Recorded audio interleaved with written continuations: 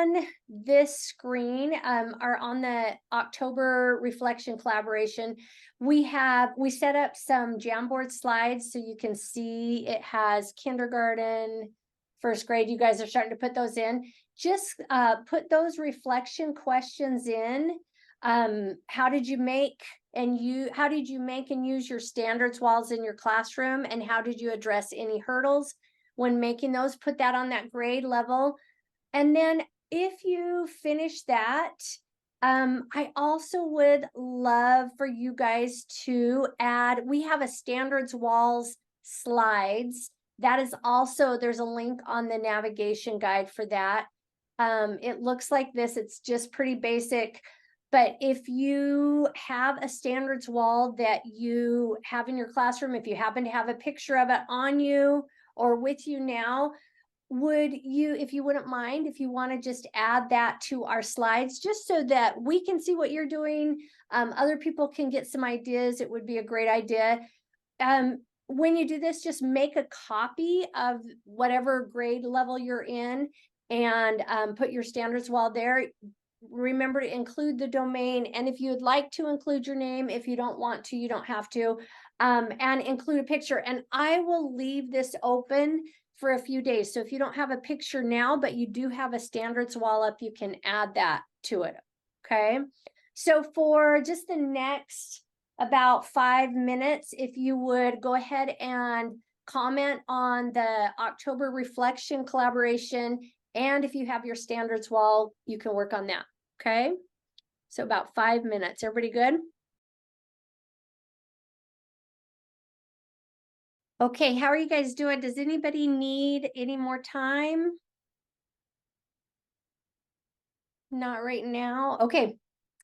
A couple of things I noticed that I thought that were some interesting things. Some of you said they're hard to do, they take a lot of time. That I think that can be true. It is true. And even if you did, one this year or maybe 2 this year, you'll have them for next year or have the ideas. So that's kind of a nice thing. And taking those baby steps isn't a bad idea. So, don't stress too much. It's great to have them and to use them, but kind of give yourself some grace that way.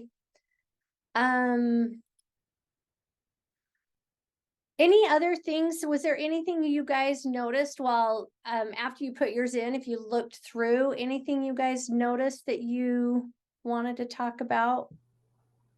One thing I noticed is making the standards wall, but then realizing that I actually needed to teach my students how to make it accessible to them and how to use it in their actual practice while they're working on math. Like, it wasn't just something hanging up there.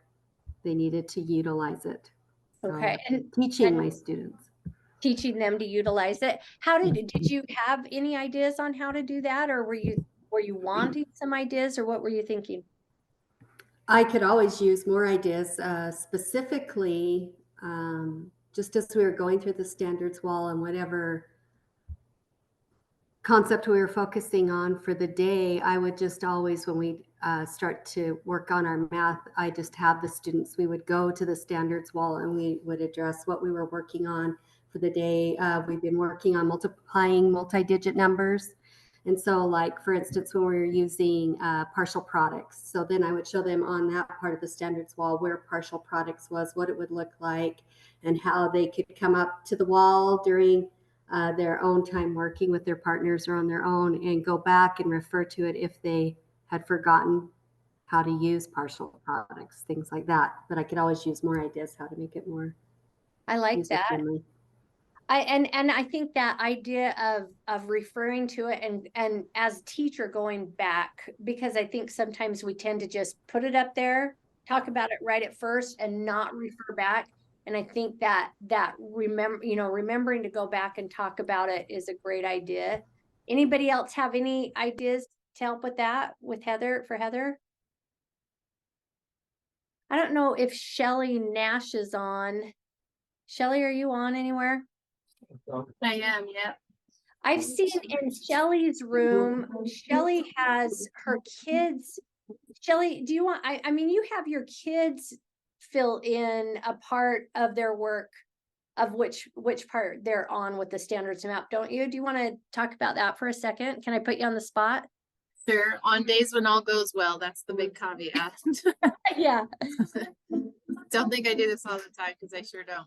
I have the standards wall up, and then I have a reflection sheet at the end of the class period or the end of a lesson, kind of depending on where my block's weird. But and it just says I can blink, and they're supposed to fill in what the standards wall says on the I can statement, and then I have a little rubric from a scale of 5 to 9 that just matches my grading rubric, and they tell me where they think they are on that ability at the end of the lesson. And then I do a lot of in the middle of class, like I'll say, okay, so like if I gave you a quiz right now, can you classify quadrilaterals by the hierarchy? That's what we're working on today. Kind of what, I don't remember your name, sorry, I was distracted helping put dinner in, but I heard you saying like you go back and forth to it more now. This is what we're doing. This is where we're going. Are we there yet? Are we there yet? If you can't do this, you should probably do the homework. So I just refer to it that way a lot more now than I have. And then they reflect at the end of the day and give those to me. And that's really helpful feedback. Sometimes they think they're doing better than I do. And often they think they're doing worse than I think they are. So, but that little bit of self-reflection is nice to have that in there as well. Okay. Thanks. All right. We're kind of a little behind on time. So thank you, Shelly. Thank you, Heather, for adding in there. We're gonna move on, but if you ever have any questions, email us or I love how we bring them up here and we can talk about them. Okay, so again, Shelly, I borrowed an idea from Shelly. We're gonna talk about a starter today, and I saw Shelly do this in her classroom. Her kids were very engaged. And we talked about, I asked Shelly if I could use the idea, and she said, yeah, that would be great. And Shelly and I and Veronica were there, and we talked about how this was really transferable to different grades. So I wanted to do this as our starter today, just to give you an idea of some of the things that we can do as starters. So as you can see on our screen, we're going to do an auction. And here is the prep for the auction. So in the AcL navigation guide, there is a link that says, is it proportional? And Angie, if you would throw that link in the chat, that would be great in case they can't get to the navigation guide. So it will come up. It's a set of slides.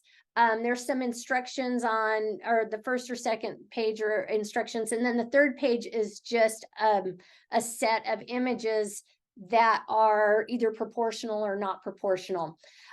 So tonight, what we're going to do is Angie's going to help me with this and put you in a breakout rooms. We're going to assign you randomly, so it's not by grade level. It'll just be all different breakout rooms.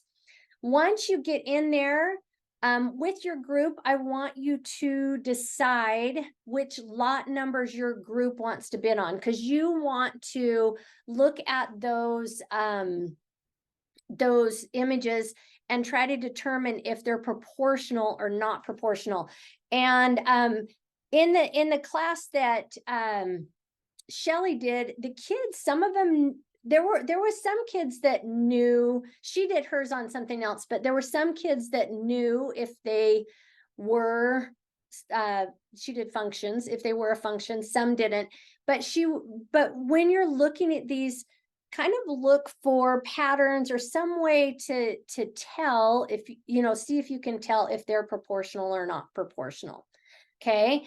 And then what we're going to do is do an auction. Your group has $1,000. So talk with your group about which ones you want to bid on, how much you want to bid on each of those, and then maybe choose a person to do the bidding in. We're going to bid in the chat. So we'll give you just like 30 seconds for each lot to bid in the chat, and you guys will just start bidding in $50 increments. Okay. Your goal is to get the most proportional cards that you can. Does that make sense? Does anybody have any questions?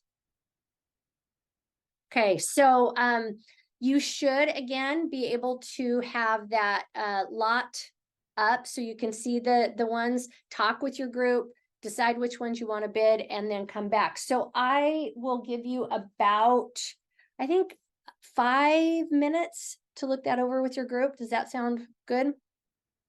Okay. 5 minutes to look that over, and then we'll end the break. We'll put you in the breakout rooms. After that 5 minutes is up, we'll bring you back. All right, you guys. So we are going to do some bidding and play this game, but I want to show you a couple of things first before we do that. When Shelly did this in her classroom, when Shelly did this in her classroom, she made money. So she had her hundreds and fifties that she gave out to the kids, and she did function. So if it was a function, she would hand them a ticket that said function. So I made some with proportional relationship, and this whole this whole set of stuff, I'm trying to think of the name of it, folder is available to you. There's a link that you guys have on the navigation tool. So that's one way she kept track. I also made a Jamboard where you could keep track that way if you wanted to play this with your students, some way to keep track of who had the most. If you want to play with them, with someone winning, I know if we were working with younger grades, maybe we wouldn't want to have winners. They would just get to bid. We'd adapt it as we could. So let's start with lot number 1 and start the bidding on, is this proportional or not proportional? So if you think it's proportional and you want to bid on that, go ahead and start bidding. Up to 200 already. 250.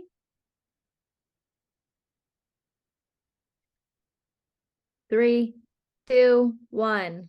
Nice. Okay, so it looks like Melissa bid on 250. And is this proportional? Yes, it is. It's proportional. Okay, so Melissa, what room are you in? Melissa's room, whichever room she's in. You guys just got the first one. Okay, lot number 2. Go ahead and in the chat, bid on lot number 2.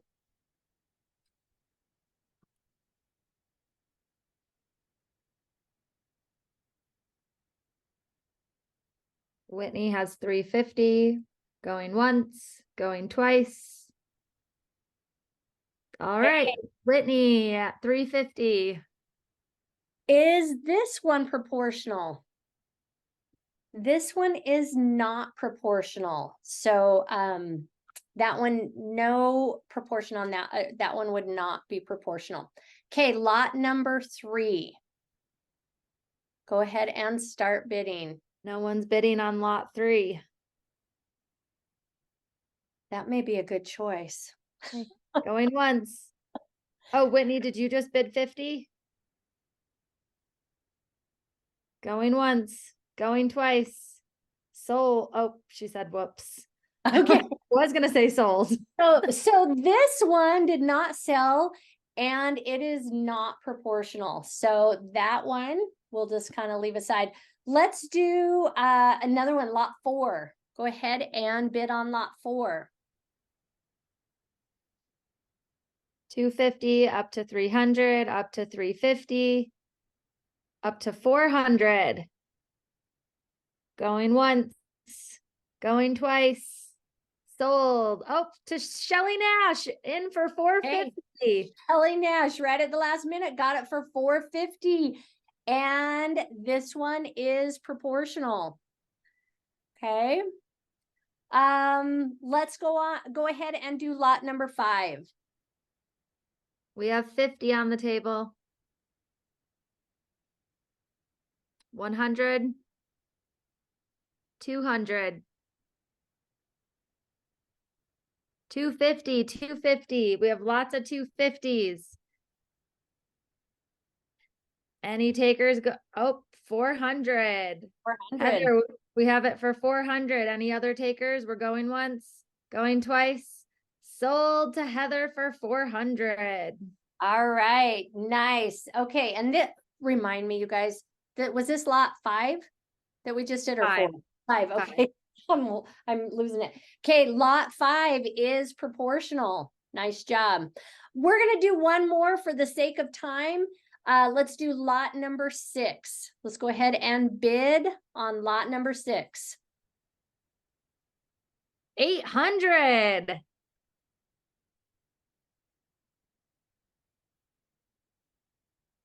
Going once, going twice. Sold to Bethany for 800. Okay, Bethany, this one is not proportional. Sorry about that, Bethany. So, as we did that, we would say, if you wanted to play for a winner, we'd say at this point, how many, and we'd have kept track, but who has the most proportional bids? Who won the most? Which room? Anybody know? Well, we said, Carol, it's not fair because most people were holding out for the 7 to Oh, 12 lots. Yes, yes. Okay. And that's true. It would not be fair. And I'm sorry about that. We would finish this in our real classroom. But so one thing I would do, or we would do after we finish and we'd make sure it was fair, is I would have this is kind of what Shelley did, and sorry, not this one. Let me go back.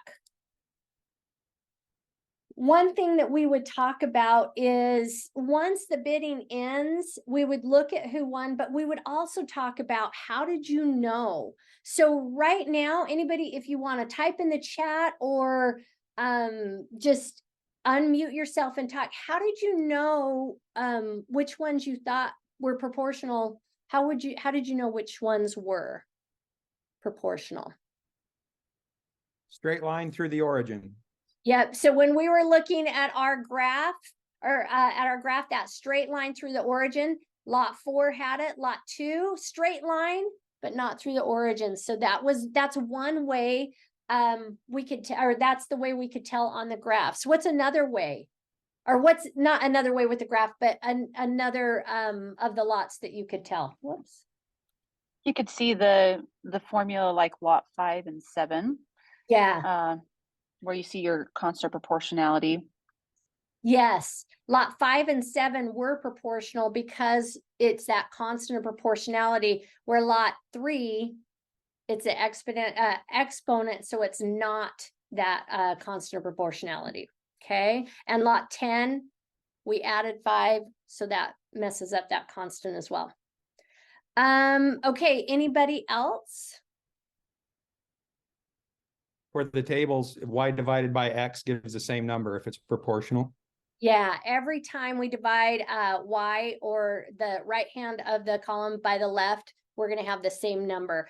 On lot 6, when we divided those, the number wasn't the same. So that's another way we could see. So this was a great way for students to kind of connect the different representations of proportionality. So, and that's one thing that I liked about it. So we're one thing that I would have you kind of think about is there something you could use this with on your grade level? Any ideas that you could think of that you could use? If you want to type it in the chat or just unmute and tell us.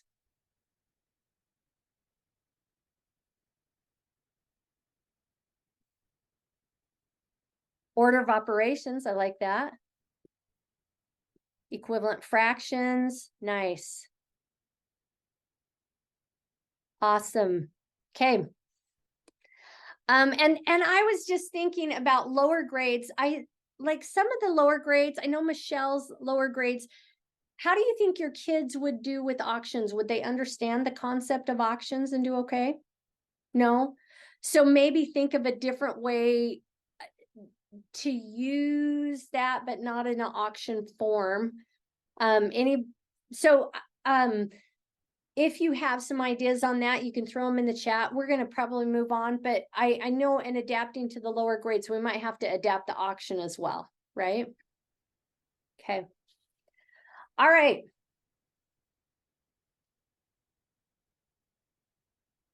Nice. Thank you, guys. Thank you, Shelley, for giving me that idea. That was a great one.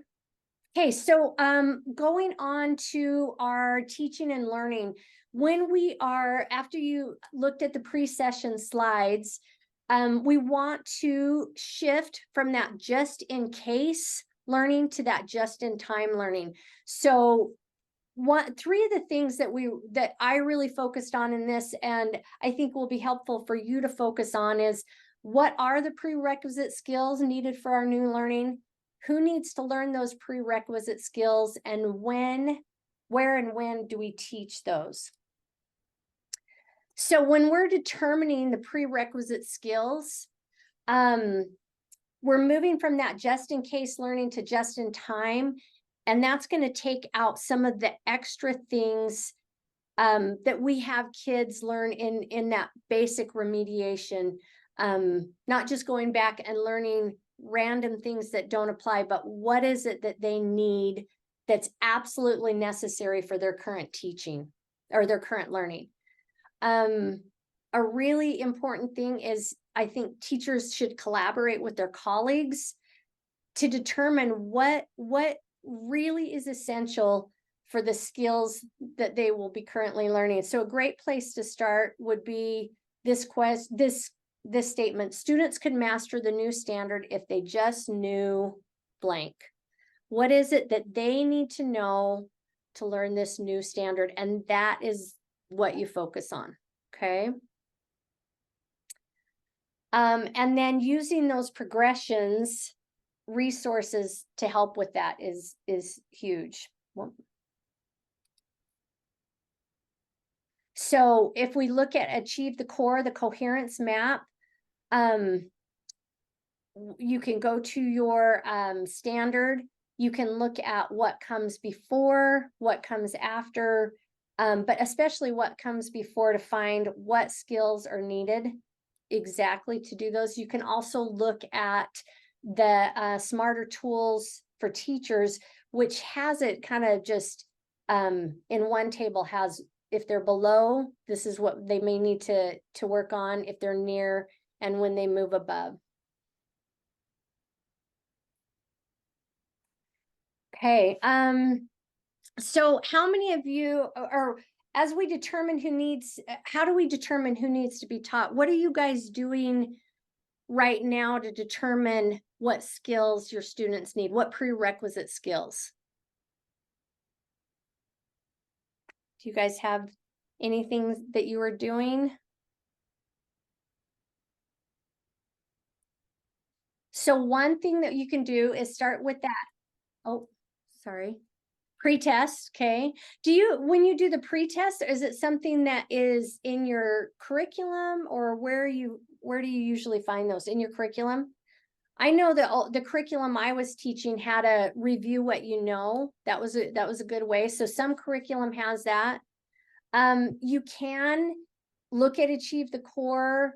They have some, as you go back into the earlier standards, they have assessments, they have tasks that can be used as formative assessment.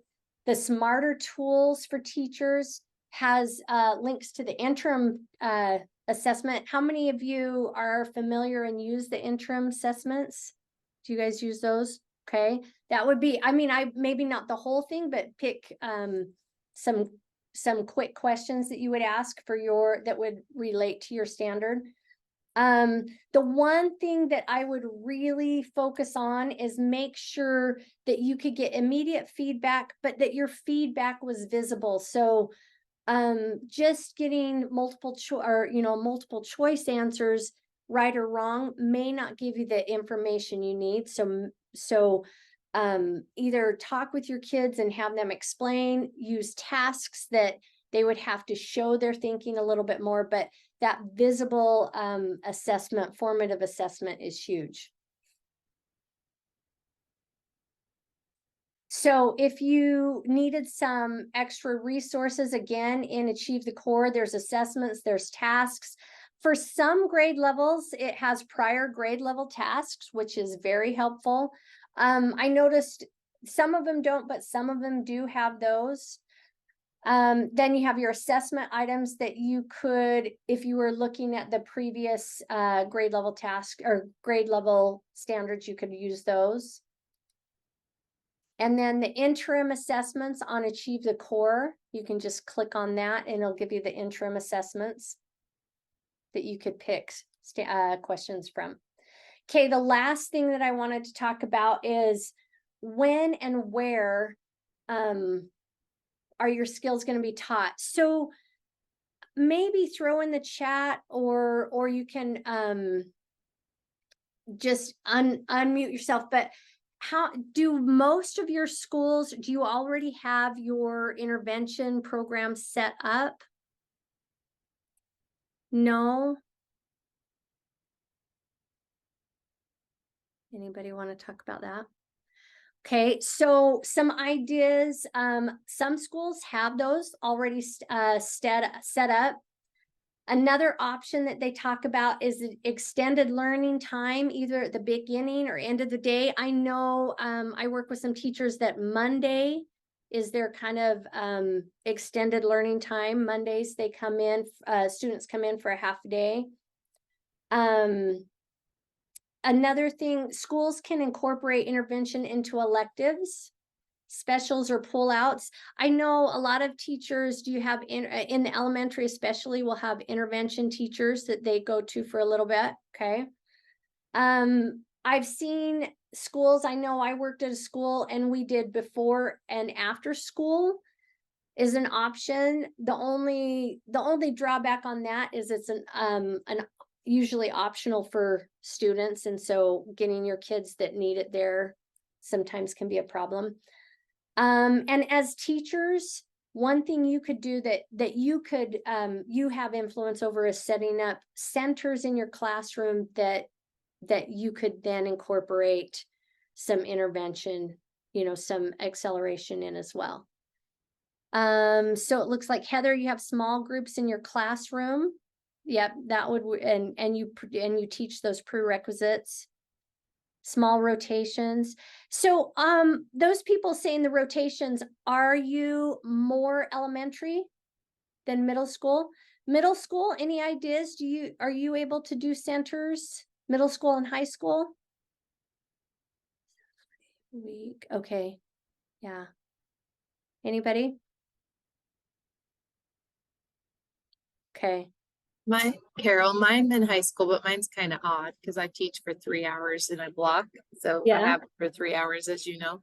Yes. So I do about 30 minutes of intervention because just 'Cause you 90% of my kids need the intervention. So we just do putting that in. Yeah.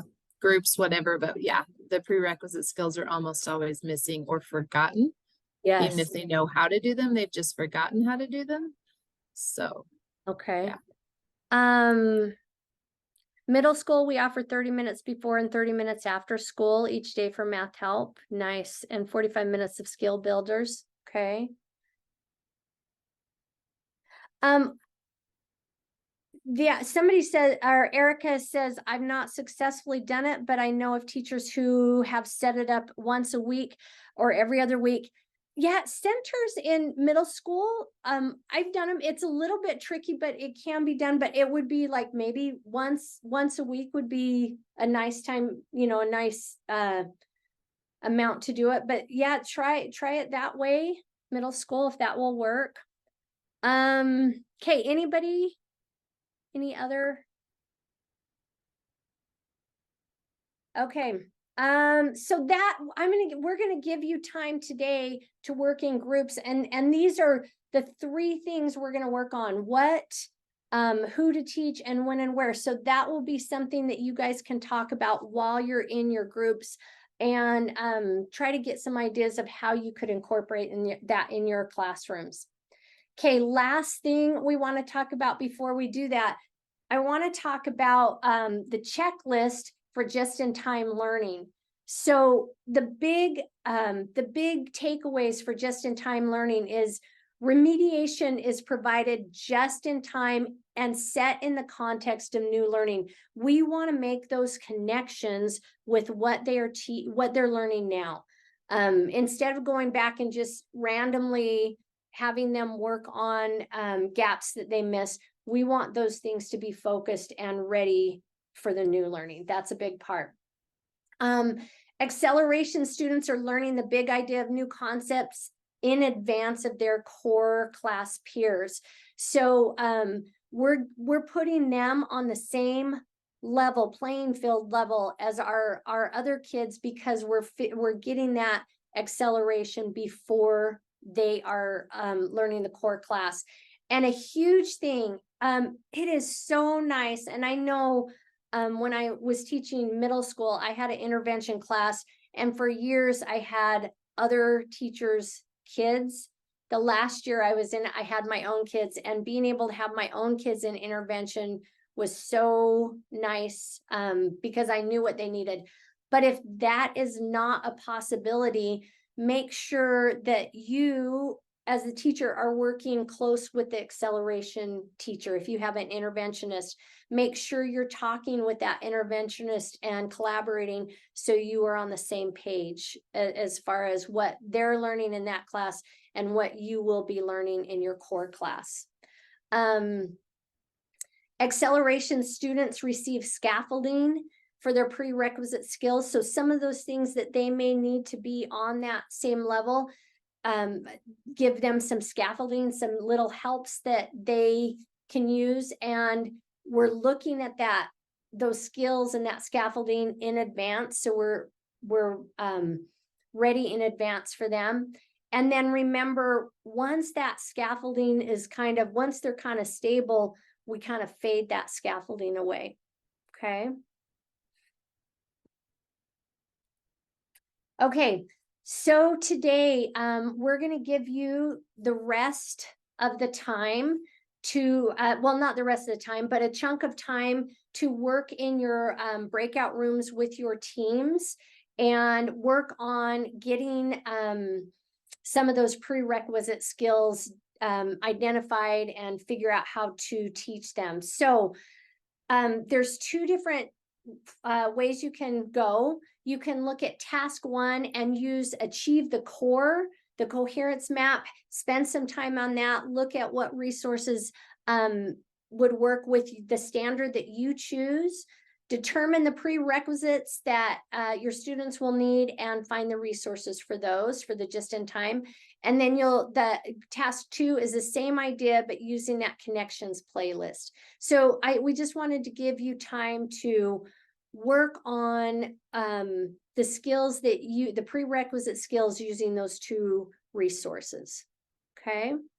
Do you guys have any questions before we start? Before we send you to those rooms? Carol, if I'm a interventionist or a non-classroom teacher, I can just work on my own classroom work. Is that correct? Yeah, if you want to, or would you want to go to a grade level that you would work with, maybe? Yep. If there's someone to work with, if you want to collaborate. I would it would be great if you feel like it would be fine working alone, but if you wanted to be able to kind of ask some questions and collaborate, that may be something that would be helpful. Any other questions? Okay. Okay, so we'll go ahead and put you in those breakout rooms, or you'll go to your breakout room for your grade level. We'll come back at 6:25 and just talk about our closing business and what we're doing for our next collaboration meeting. And at the bottom of the navigation guide is the assigned breakout rooms by grade level.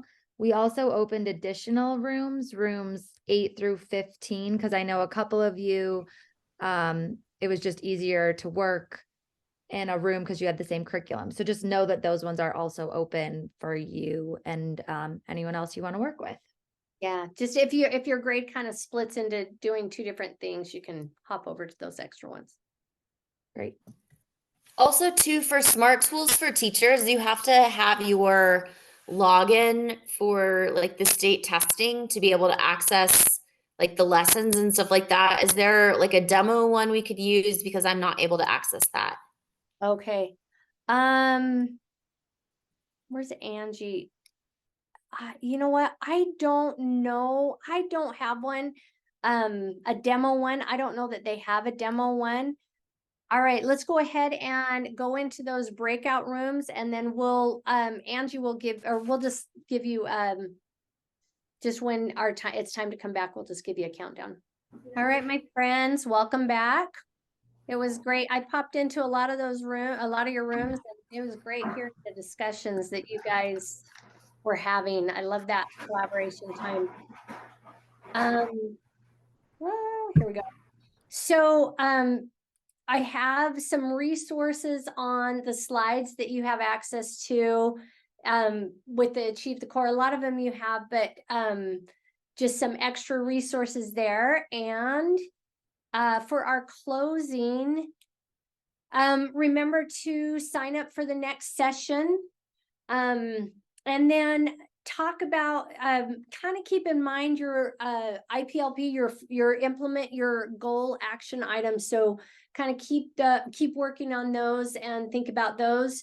Tonight we have a collaboration exit ticket. It's down in the closing business. So make sure you click on that and fill it out real quick before you go, or just before you go, it'd be easy. Our next pre-session will come out on November 28th. We're going to focus on vocabulary development. We will not meet until January, so no meeting in December, but we will meet January 9th. And since we're not meeting in December, if you guys have the time, take some time to review your IPLP and make work on that to show your evidence for your class and for the your reflection piece for the stipend. Okay. And then Angie Godfrey is going to take over the screen sharing for a second and show you some stuff on our website. On the navigation guide, there will be a link that will and by the way, I just hit publish and it hasn't updated. So when it publishes in about an hour, this is what it will look like.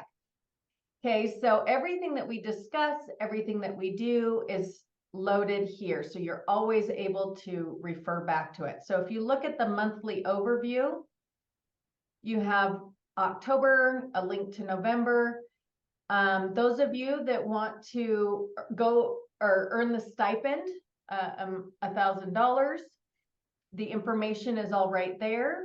It's not something you can do at the very end. It's got to be done along the way. The main part of it is really doing quality reflections on your IPLP and evidence collection and making sure you're getting the number of hours implemented or used. Anyway, the syllabus is here. There's a link to the editable IPLP. A lot of districts have their own systems, but this is here in case you want it. So then Thursday, I will actually upload a recording of this session, edited. The discussion parts get edited out. But just like I did for October, that was the pre-session. This was the actual recorded session that we did and the next steps. So October is going to look just like it.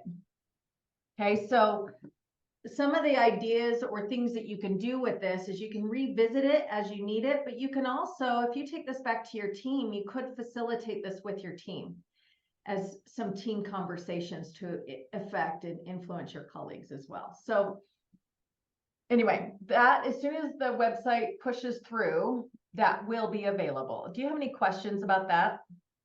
Nice. So, I know. Any final questions? Hey guys, I want to just say you're doing great work.